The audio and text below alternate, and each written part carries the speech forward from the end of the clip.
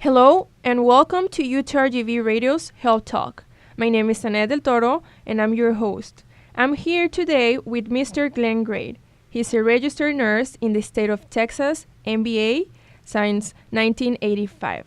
He has been the director of the university's health services for UTPA and UTRGV since December of 2000. How are you, Dr. Glenn? I'm good this morning, Annette, and you? I'm very good, thank you. The topic of today is the flu. We know that because of the fall and winter time, the flu season begin, right? Yes, ma'am. And we're already in the flu season. Yes, and we would like to know more about this. And I would like to start with the questions. We know that the flu is a respiratory infection, but I would like to know more in detail. What is a respiratory infection? Okay, respiratory infection itself is a broad category that covers many things, including the flu and a lot of other viruses, the common cold, and many others. It can also be a bacterial infection, or there are other exotic organisms that don't fit into either of those categories that can cause respiratory infections as well. An infection is caused when a pathogen is in the body and overwhelms the body's immune system enough to get a foothold and start doing its damage. Viruses do it by invading cells and replicating, and bacteria just by growing colonies and spreading infection. Okay, and is everyone at risk, or is there who's more likely to get the respiratory infections? Well, of course, most all of the folks in the general population are at some risk of getting an infection. There are groups that are more vulnerable, the very young, 6 months and under, because their immune system has not developed enough yet to be able to handle a germ that they're exposed to. And elderly folks, 65 and older, their immune system is also starting to wear down a little bit, makes them a little more susceptible, as well as folks anywhere in between that have a chronic illness, especially lung diseases, that can make them more susceptible to any type of respiratory infection. Okay, and how are respiratory diseases spread? There are many ways to spread respiratory diseases. There's what we call contact spread, contact spread where you have direct contact with somebody that's ill. You spread the germ from their hands to your hands, and then you wipe your eyes or your nose or something, and you've transferred the organism. There's also what's called droplet spread, where a person is coughing and sneezing in your area, then the germ is attached to little vapor particles that are floating in the air, and you can inhale those and spread the pathogen that way. Or there's also indirect contact, because some germs can live on surfaces for a while. If you use a drinking glass and set it down on the table, and another person comes along and picks it up and uses it, you can spread those organisms that way as well. Okay, so it's really interesting. So in order if we feel that we have the disease, we have to be very careful not to share personal items with others, correct? Correct. It's one of the main things. You're listening to Health Talk on UTRGV Radio. We'll return after the break.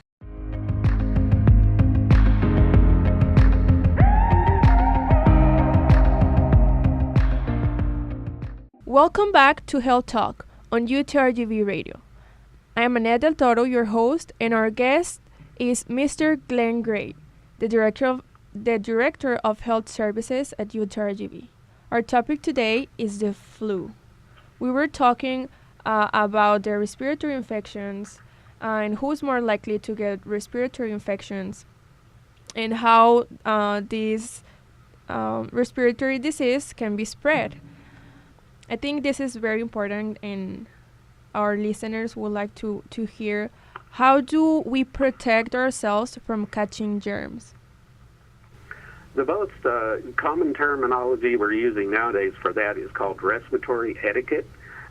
This is one of the better ways. If you follow all of these practices, it's a good way to break the spread of viruses and other agents. The first thing to remember is always wash your hands as much as possible. Wash your hands before you eat. Wash your hands before you touch your eyes especially. Wash your hands after you've been in contact with somebody that may be ill, somebody that's sneezing, coughing, blowing their nose, or just, looks ill. Of course, wash your hands after you use the restroom. Don't share objects, towels, cigarettes, food, eating utensils, drinking glasses, anything that might be contaminated from another person. If folks are sick, or if you're sick, stay away from each other. It's a good thing. And if possible, during the height of the flu season, try and stay out of crowded spaces. I know everybody loves to go to concerts and that kind of thing, but those are places where you're in direct contact with a lot of folks, and germs get spread quite readily. Now, the other side of that is how to keep people from getting your germs. A lot of the same things. Of course, wash your hands. If you're coughing or sneezing, cover your face and your mouth. Cough into your elbow. I think you've seen that. Use tissues, but don't just leave the tissues laying around. Dispose of them properly. Washing your hands, and if you think you may be ill, make an appointment to see your healthcare provider. For students, we have student health center clinics at the Edinburg and the Brownsville Clinic, and we're open 8 to 5 Monday through Friday. More than happy to take a look at you. Thank you very much. So my following question was, what services does your department provide for flu prevention and treatment? And is there any extra charge? Can you tell us a little bit more about this? Okay. Well, both the health centers are, they're full-service medical clinics. They are staffed with mid-level providers and physicians that can see you for any illnesses you have. For UTRGV students, we have flu shots that we always give to students for free as long as we have them. We'd be happy to do that, and those are done on a walk-in basis at either clinic. And other than providing, if you are ill, then of course the providers can provide you prescriptions for medicines to treat those illnesses. Okay. Then the health services from UTRGV provides flu shots for all the students. We provide flu shots until, as long as we have them. We don't have flu shots for every student. But we do have them for, as long as we have them, we'll give them to students for free. Correct. Mm-hmm. A very interesting question is, can a flu shot give you a bad reaction? And what should people do if they're experiencing bad reaction to the flu? Okay.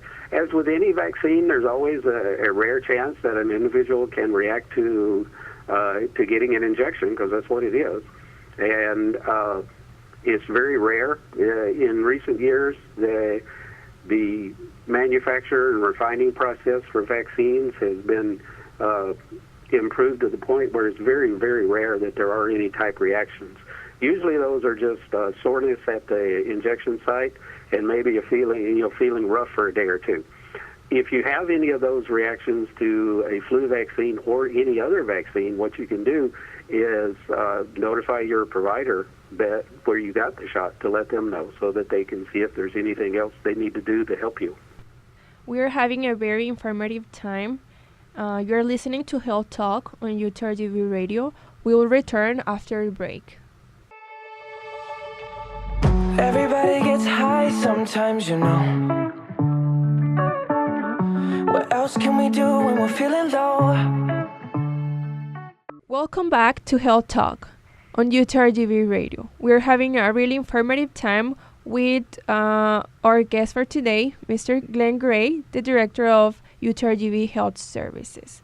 we were talking about the flu and the respiratory infections. What can we do to prevent this disease, and how can we protect ourselves from catching the germs? Now, we're about to finish, but there's one more question that I would like to ask to Mr. Glenn Gray. Should a pregnant person be concerned if they're exposed to respiratory infections during their pregnancy period? Mm-hmm. With a pregnant person, the flu shot is perfectly safe. It also helps them prevent them from being ill. If they're concerned, they can always clear it with their OB-GYN doctor that's managing their pregnancy. But most of them, for the flu shot, there's not a safety issue involved with it. Now, of course, everybody knows there are certain viruses that pregnant folks need to certainly avoid, but the flu and the flu shot is not one of them. Thank you for answering me the question. Mm-hmm. Now, just to finish, can we get more information about where is the health services located and all the information for our listeners so they can stop at your department and get more information about the flu? Okay. Health services at UTRGV, we have 2 clinics. There's one on the Edinburg campus. It's located at 613 North Sugar Road. It's right next door to the big rec center. Full service medical clinic, 8 to 5, Monday through Fridays. The phone number there is area code 956-665-2511.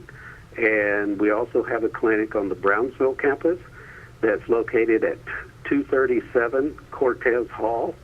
And it's also open 8 to 5 Monday through Friday. Their contact number is area code 956-882-3896. We also have an online portal for students where they can log in, use their UTRGV username and password to look for appointments, fill out forms, get messages, many other things.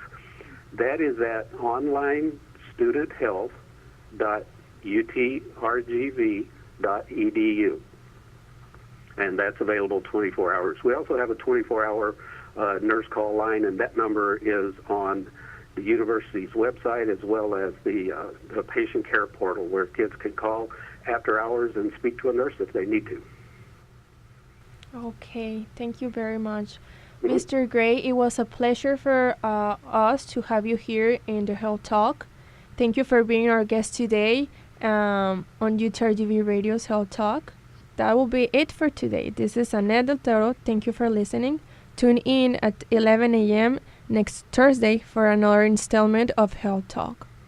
Bye. See you next time.